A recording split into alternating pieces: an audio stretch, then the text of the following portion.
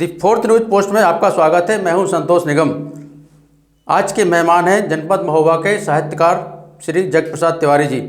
आइए जानते हैं उनकी जीवन यात्रा व कवि ईश्वरी के बारे में उन्हीं की जुबानी। तिवारी जी, आपका बहुत बहुत स्वागत है। नमस्कार। तिवारी जी, आपने शिक्षा कहाँ से प्राप्त की और कब प्राप्त करी? ऐसा है कि मैंने जो है बचपन से संगीत के प्रति रुझान होने के कारण छतरपुर में हमारे गुरुजी पंडित श्री गोरेलाल जी शुक्ल मध्य प्रदेश के बहुत बड़े संगीतज्ञ थे जी। उनसे संगीत की शिक्षा प्राप्त की, संगीत में प्रवीण किया जी। प्रयाग संगीत समिति इलाहाबाद से जी। और इसके पश्चात हिंदी से एमए किया बुंदेलखंड विश्वविद्यालय झांसी से जी। संस्कृत से आचार्य किया संपूर्णानंद संस्कृत विश्वविद्यालय वाराणसी से जी। जी। जी। और ग्रामोदय विश्वविद्यालय चित्रकूट से बीएड किया जी। और वहीं चित्रकूट में ही श्रीमान स्वर्गीय नानाजी देशमुख जी के सानिध्य में रह करके सुरेंद्रपाल ग्रामोदय विद्यालय में मैं संगीत शिक्षक रहा जी। और साहित्य के प्रति रुझान, संगीत में आस्था होने के कारण मेरा साहित्य के प्रति भी रुझान हुआ और बुंदेली में लिखना मैंने प्रारंभ किया। अच्छा अच्छा अच्छा। वर्तमान में सरस्वती विद्या मंदिर इंटर कॉलेज में मैं संगीत शिक्षक हूँ महोबा में। जी। ये मेरा सूक्ष्म परिचय था। यहीं पास में भटेवर गांव पड़ता है हमारा। जी। जी। जी। वहाँ के हम रहने वाले हैं, महोबा में निवास है। जी जी, चलिए अच्छा है। ये बताइए तिवारी जी, फोक संगीत लोक विधा कब सीखी, कहाँ से सीखी? ये मैंने लगभग 1980 के आसपास छतरपुर जा कर के गुरुजी के पास मैंने संगीत की विद्या प्रारंभ की और वहीं हमारा भारत के बुंदेलखंड के हमारे लोकगीत सम्राट श्री देशराज जी पटेरिया जी से परिचय हुआ। जी। देशराज जी पटेरिया जी के सानिध्य में रह करके मुझे बुंदेली के प्रति रुझान और बढ़ा। अच्छा। जी जी। और उनके साथ मैंने पूरे भारत में बड़े बड़े मंचों में कार्यक्रम किए जी। तबला वादन में भी हम उनके साथ गए, गायन में गए। तो पटेरिया जी के साथ रहने पर मुझे बुंदेली से जो रुचि बढ़ी, प्रेम स्नेह हुआ। जी। मुझे लगा कि बुंदेली एक ऐसी विधा है कि जिसके द्वारा हम पूरे भारत में अपने बुंदेलखंड की और अपनी पहचान बना सकते हैं। जी जी जी। अच्छा तिवारी जी, सर ये बताइए, फागुन माह को राजा माह कहा जाता है, माहों का राजा। गीत के माध्यम से थोड़ा इस तरफ प्रकाश डालिए। जी जी, बहुत अच्छा प्रश्न आपने किया है। हमारे यहाँ 6 ऋतुएं हैं। वैसे तो प्रायः जो है 3 ऋतुएं हैं मुख्य, पर 6 ऋतुएं हैं। जी जी जी। उसमें बसंत ऋतु को ऋतुराज कहा गया है। जी जी। और ये फागुन के महीने में ही होती है। हाँ हाँ। तो ऋतुराज बसंत एक ऐसा ये ऋतुराज इसलिए इसको कहा गया कि ना इस महीने में ठंडी पड़ती है ना गर्मी पड़ती है, नॉर्मल सबको सुख देने वाली बसंत ऋतु है ये। तो इसलिए इसको ऋतुराज कहा गया। वैसे तो वर्षा, ग्रीष्म और शरद 3 हैं, पर इनके अलावा भी बसंत, हेमंत और शिशिर, इस तरह से 6 ऋतुएं हमारे यहाँ हैं। और फागुन का महीना तो कहना ही क्या है, जिसमें बसंत ऋतु के आने से हमारे पूरे एक समाज में एक उमंग का उत्साह आ जाता है। और इसी महीने होली का ये त्यौहार होता है। आम की मंजरी, आम की बौर लगती है, पुराने पत्ते पेड़ों से गिर जाते हैं, नए नए पत्ते उगते हैं, कोयल की कूक, कोयल की कूक, चारों तरफ हरियाली दिखाई देती है। तो इस ऋतु के विषय में तो बहुत कुछ लिखा है। टेसू के फूल, टेसू के फूल, और हमारे बुंदेलखंड में तो आपको टेसू के फूल जगह जगह मिल जाएंगे, जगह जगह मिल जाएंगे। बिना लगाए वो पौधा तैयार हो जाता है। उसको ज़्यादा सेवा भी नहीं करनी पड़ती, अपने आप तैयार हो जाता है और लालिमा दिखाई देती है वृक्षों में। जी जी। हरितमा, लालिमा। और बसंत ऋतु के विषय में आपने बहुत अच्छी बात कही। बसंत के विषय में फागुन के महीने के लिए तो एक चौकड़िया है। जी सुनाइए थोड़ा, ईश्वरी जी हमारे दर्शकों को सुनाइए। जी हाँ, हमारे बुंदेलखंड के लोक कवि ईश्वरी जी की लिखी हुई है। उन्होंने लिखा, कहिए मैं ऐसे ही कह दूं या गा करके सुना दूं, जैसा आपको उचित लगे, अच्छा हमारे दर्शकों को थोड़ा अच्छा लगे। ठीक ठीक ठीक, मैं सुना रहा हूँ आपको। देखें आप, इसमें बसंत का कितना बड़ा प्रभाव जी लोक कवि ईश्वरी जी ने जनमानस पर बताया है। जी जी। देखें आप, अब ऋतु आई बसंत बहारन, अब ऋतु आई बसंत बहारन, लगे फूल फल डारन, अब ऋतु आई बसंत बहारन। अब देखें ईश्वरी जी कहते हैं कि इसका प्रभाव कहाँ कहाँ है। जी। बागन बनन बंगलन बेलन, अनुप्रास अलंकार है। बागन बनन बंगलन बेलन, बगरी बगर बजारन, अब ऋतु आई बसंत बहारन, अब ऋतु आई बसंत बहारन। और भाई एक बात देखें, कितना मीठा मधुर और मर्यादित श्रृंगार रस का प्रयोग किया। जी जी जी। तपसी कुटी कंदरन माही, सभी जगह बसंत का प्रभाव। जी जी जी। तपसी कुटी कंदरन माही, जो गुफाओं में कंदराओं में हमारे संत महात्मा तपस्या कर रहे हैं, वहां भी बसंत का। जी जी जी। तपसी कुटी कंदरन माही, गई बैराग बिगारन, अब ऋतु आई बसंत बहारन, अब ऋतु आई बसंत बहारन। सबको अच्छी लगती है पर एक को अच्छी नहीं लगती ये ऋतु। वो कौन है जिसको ये ऋतु अच्छी नहीं लगती? ईश्वरी जी लिखते हैं, ईश्वर कंत अंत घर जिनके, ईश्वर कंत अंत घर जिनके। कंत समझ रहे होंगे आप, कंत माने पति, स्वामी। जी। जिस विरहिणी का, जिस पत्नी का पति फागुन में उसके पास नहीं है, उसको ये ऋतु अच्छी नहीं लगती। हाँ जी जी।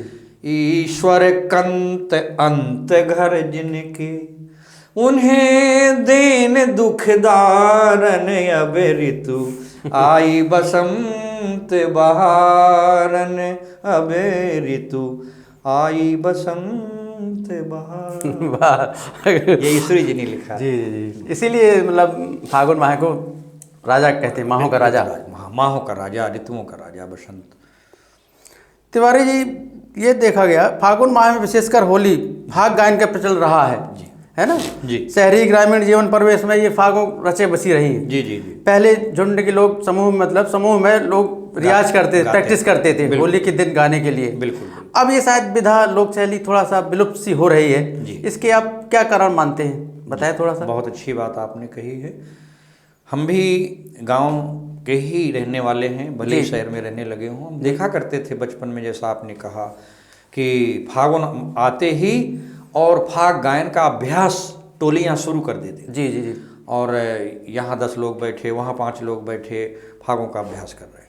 तो निगम जी, हम तो ये समझते हैं कि जो हमारी ये लोक विधाओं का जो ह्रास हुआ है, हाँ, विलुप्तीकरण हो रहा है, विलुप्तीकरण जो हुआ है, अभी वैसे है नहीं, हमारे यहाँ चल रहा है, बढ़िया है। जी जी जी। पर जो पहले था उतना अब नहीं है। हाँ। उसका एक कारण तो मेरी समझ में ये है कि जब से ये घर घर में टीवी वगैरह लग गए, हाँ हाँ, तो लोग अपना मनोरंजन उसी में करते रहते हैं, टीवी में। जी। और जब से ये मोबाइल आया, बहुत अच्छी बात है, टीवी बहुत अच्छी चीज़ है, रेडियो बहुत अच्छी चीज़ है, मोबाइल बहुत अच्छी चीज़ है। दुनिया की सारी चीज़ें आप मोबाइल में हैं, जिसमें हमें 100 किलोमीटर जाने की ज़रूरत नहीं है, 500 किलोमीटर जाने की ज़रूरत नहीं है। इसी में सारी चीज़ें हमें ज्ञानवर्धक चीज़ें, सारी चीज़ें ज्ञानवर्धक हैं।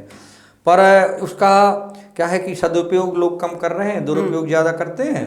तो जो हमें लोगों के बीच में बैठ कर के हमें ज्ञान मिलता था, तो वो लोग सोचते हैं समाज में ना जाकर के घर में टीवी खोला और उसमें, जबकि आप हमें भाग सुनना है, ईश्वरी की भाग सुनना है, तो वो टीवी में हो सकता है ना देखने को मिल पाए। हाँ जी जी। वो तो आप जब बुंदेलखंड का कोई चैनल खोलेंगे, बुंदेलखंड के ईश्वरी जी लिख रहने वाले थे, तो यही मिलेगा सुनने को। रेडियो खोलेंगे तो सुनने को मिलेगा। सभी चीज़ें टीवी में हम नहीं देख सकते।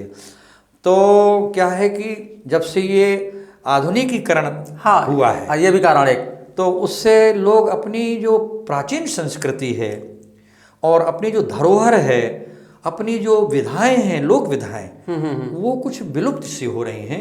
ये एक चिंता का विषय है। बहुत अच्छी बात आपने कही है।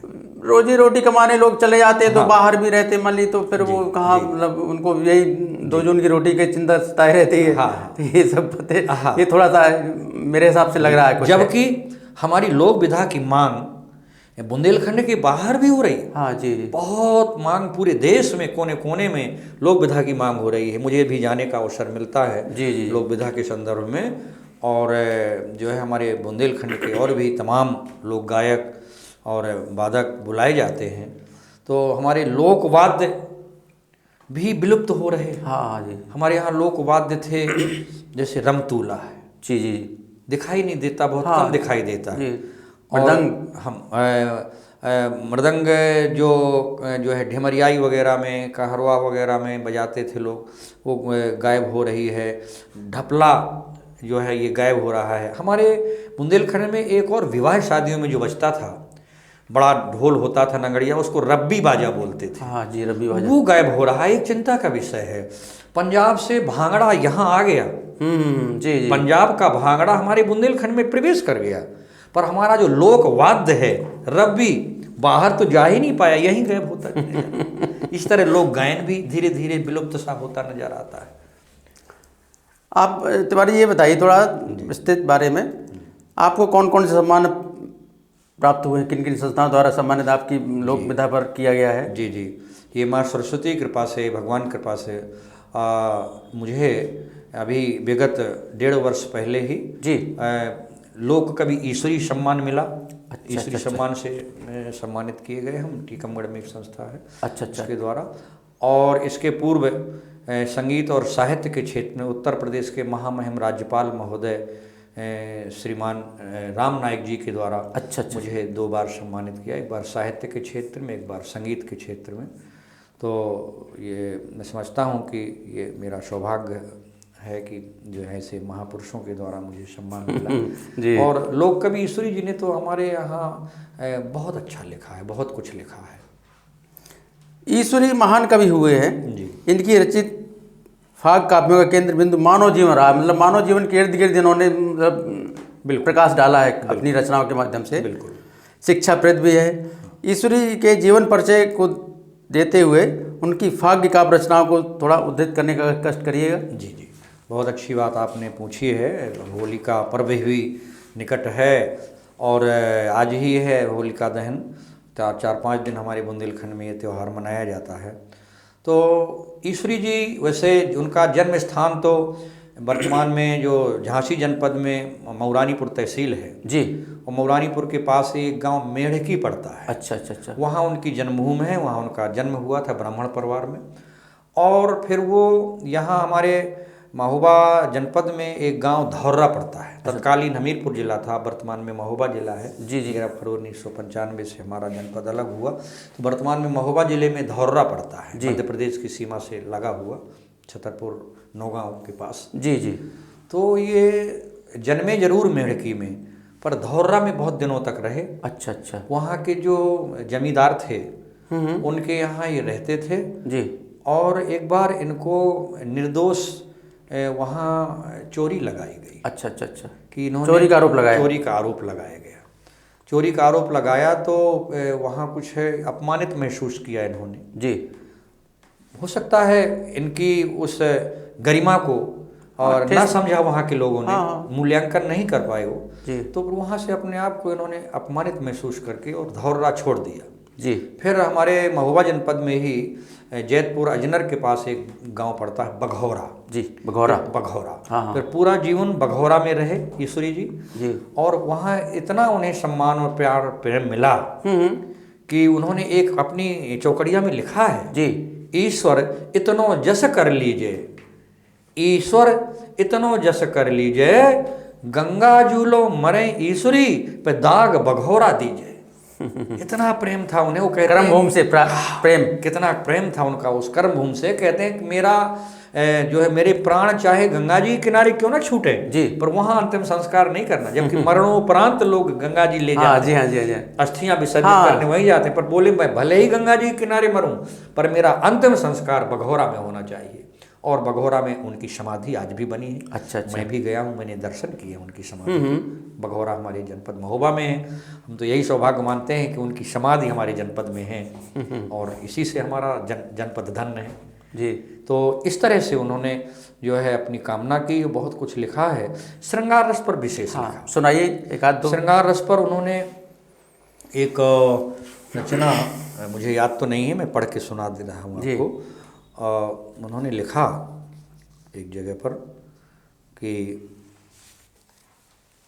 श्रृंगार रस में है, एक नायिका के श्रृंगार का वर्णन कर रहे हैं जी, नेत्रों का वर्णन कर रहे हैं। ऐसी अलबेली के नैना, ईश्वरी जी कहते हैं, ऐसी अलबेली के नैना मुख से कात बने ना, ऐसी अलबेली के नैना मुख से कात बने ना, और सामहू परे सो छिद जावे। सामहू बुंदेली में सामने को कहते हैं। हाँ। सामहू परे सो छिद जावे, और अगल बगल बर कहना, और लागत चोट निशाने ऊपर, और पंछी उड़त बचे ना, और जियरा लेत पराए ईश्वर, जियरा लेत पराए ईश्वर, और जीव दे कस कहना, ऐसी अलबेली के नैना। इस तरह से श्रृंगार रस में बहुत अच्छा मर्यादित श्रृंगार रस का वर्णन किया उन्होंने, माने अमर्यादित नहीं हुए कहीं भी, मर्यादित। एक और देखें आप, उन्होंने एक श्रृंगार रस में लिखा, बड़ी बढ़िया रचना है। ईश्वर चाने ऐसी नारी, कह रहे हैं जी। इसको ज़्यादातर फाग बनाकर लोग फाग के अवसर पर गाते हैं। अच्छा, फाग के अवसर पर जी। हाँ। ईश्वर चाने ऐसी नारी, और गोरी मुइया देह एकारी, गोरी मुइया देह एकारी, ईश्वर चाने ऐसी नारी, देखत जिया होश उड़ जावे, होवे ऐसी प्यारी, और जी की ऊबे उम्र न होवे, और 16 अधिकारी, और कारी रात जिए देखें से हो जावे उजियारी। माने इतनी सुंदर हो, गौरांग हो कि कारी रात में भी निकल पड़े तो वो प्रकाश हो जाए। एकहरी मतलब सिंगल बॉडी, सिंगल बदन की। तो कारी रात जिए देखें से हो जाए उजियारी, और ठाड़ी होए हजारन में से, और लगे जब ऐसे न्यारी, माने हजारों में भी ये खड़ी हो तो अलग दिखाई दें वो, और ढूंढत हैं काऊ से उन्हें हम, और संजा और दोपहरी, माने संजा कहते हैं शाम बुंदेली में, संजा और दोपहरी, और ईश्वर चाहने ऐसी नारी। तो इस तरह से उन्होंने श्रृंगार रस में काफ़ी कुछ लिखा, पर मर्यादित श्रृंगार रस लिखा। उन्हीं की मतलब रचित फाग का मतलब यहाँ पर प्रचलन है। ज़्यादातर हमारे बुंदेलखंड होली के अवसर पर, होली के अवसर पर ईश्वरी रचित फाग ही गाई जाती है। आज भी गाई जाती है। वाद्य यंत्र का थोड़ा बताइए, फाग में कौन कौन से वाद्य यंत्र में प्रयोग करे जाते हैं? हाँ जी, फाग में वैसे तो कहीं कहीं हारमोनियम का भी प्रयोग करते हैं जी, पर बिना हारमोनियम के ढोलक, मंजीरा और झीका के साथ जो है फागों को गाते हैं। हारमोनियम का भी प्रयोग कर लेते हैं। कहीं कहीं एक तारा, जिसको तमूरा बोलते हैं जी, तार लगा रहता है उसमें, और एक पीछे की तरफ एक तूमी का बड़ा भारी हिस्सा रहता है, और बांस लगा रहता है उसमें। एक तारा है, उसका नाम इसलिए पड़ा कि एक ही तार सिंगल रहता है, सिंगल रहता है जी जी। वो उसका भी प्रयोग कर लेते हैं साथ में। तो और ढपली भी बजाते हैं, खंजली भी बजाते हैं। अच्छा। कहीं कहीं नगड़िया का भी प्रयोग करते हैं। तो इन सब वाद्यों का प्रयोग हमारे यहाँ करते हैं। अब तो बांसुरी भी बजाने लगे हैं। अच्छा, बांसुरी का भी प्रयोग सजाने के लिए सजा लिया जी जी। तो लोक वाद्य ही इसमें बजता। तुरही का भी तो मैंने तुरही बजती है, और कहीं कहीं रमतूला भी बजा देते हैं बीच बीच में। अच्छा, हाँ, रमतूला बजा देते हैं।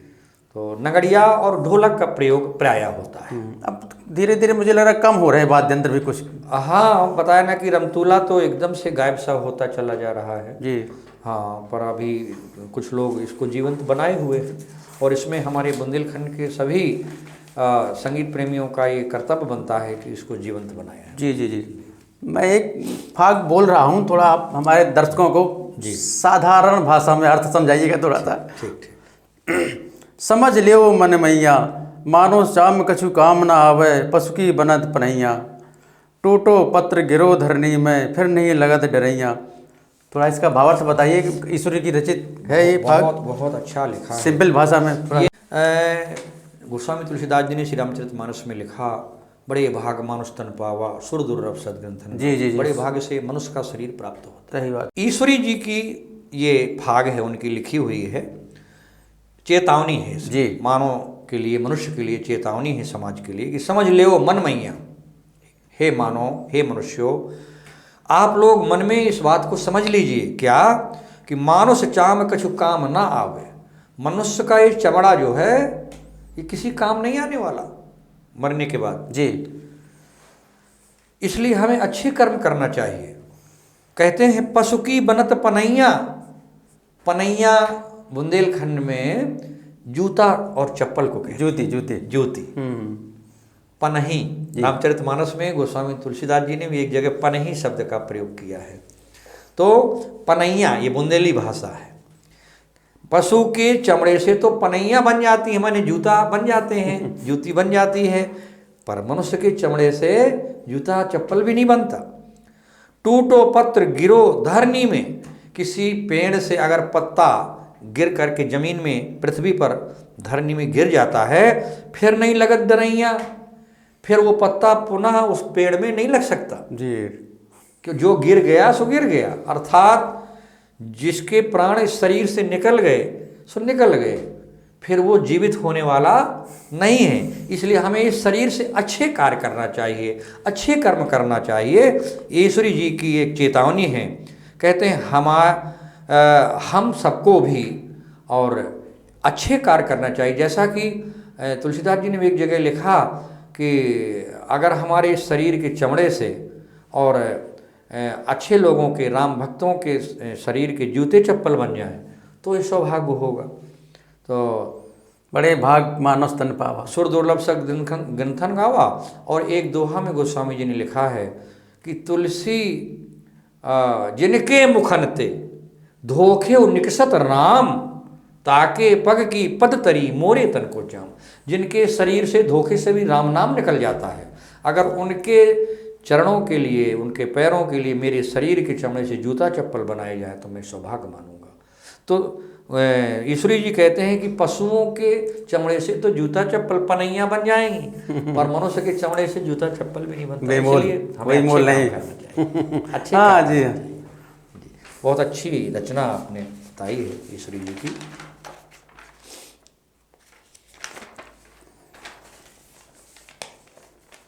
अभी आप पंडित जगप्रसाद तिवारी जी को, जो बड़े साहित्यकार हैं, उनकी जीवन यात्रा, फागों के कवि ईश्वरी के बारे में सुन रहे थे। बहुत बहुत धन्यवाद तिवारी जी, हमसे जुड़ने के लिए बहुत बहुत शुक्रिया।